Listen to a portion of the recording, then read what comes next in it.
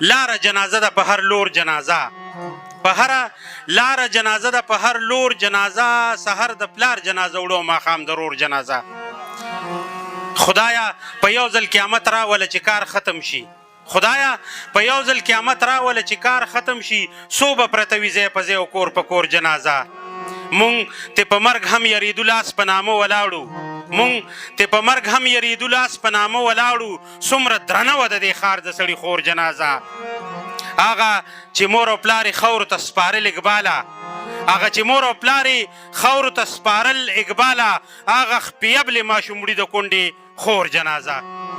دغه د نظم د امیر بیقرار رور په فرمایش چې نن د فردوس په خوا کې بیا یو مزدور کار ولاړو، نن د فردوس په خوا کې بیا یو مزدور کار ولاړو، پنډوس په سر پړی په غاړه خطاوار ولاړو، لکه چې حال چا پرونی ورته ویلی نه وي، لکه چې خپله یې هغه منظر لیدلی نه وي. زه ور نږدې شوم ما ویل یا مزدوره خپې وباسه، د دغه ښار د دغه سور تنوره خپې وباسه.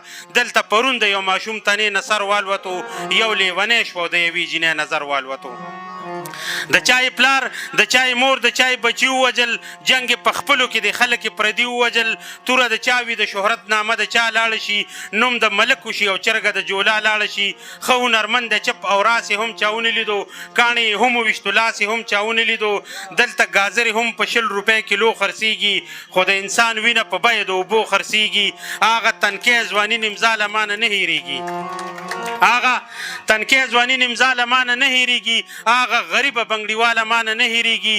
دې نظارې ته عقل وجړل دلیل وجړل، هغې چې لتې ټکولې اسرائیل وجړل. نمک منډۍ کې ورتېدلې د سیخونو تیکې، موږ راټولولې د سړو د اندامونو تیکې. هغه ویل کور کې مې غنم نشته، ډوډۍ نشته دی، د ماشومانو مې په خپو باندې سپلی نشته دی. زما ماشومه لور بنګړي غواړي، امیل غواړي، مور نه نکریزې غواړي، عطر او پولیل غواړي.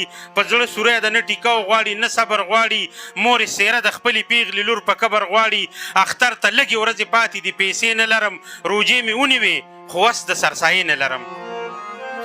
ما ویل زکات ستاسو د کلي خلک نه وباسي، هغه ویل دا خو خلک نه وباسي زړه وباسي. ما ویل مزدوره ستا په حال باندې جړا پکار ده، ستاسو د چم په دې مړو پورې خندا پکار ده. ګوتې چې شماري حسابونه کتابونه کوي، ته به مزدوره د کم کم اختر غمونه کوي. لکه خامار د خزانې په تماشه ودرېږه، په خاورو پایه هسې نیغ شه او په چجه ودرېږه.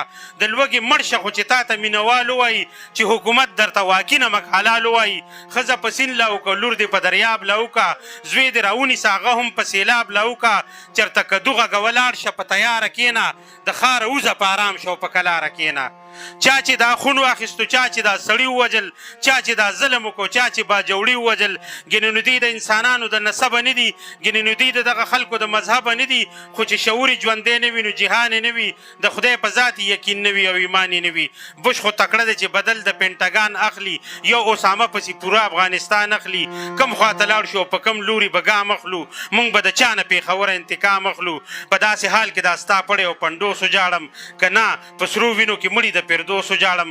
خپې به دې والوځي، لاسونه به دې هم والوځي، زړه به دې وچ وي، اخترونه به دې هم والوځي. د اخبارونو د لومبۍ څپې پیغام به شي، که د کانګړې په ټس کې لاړې بټه ګرام به شي.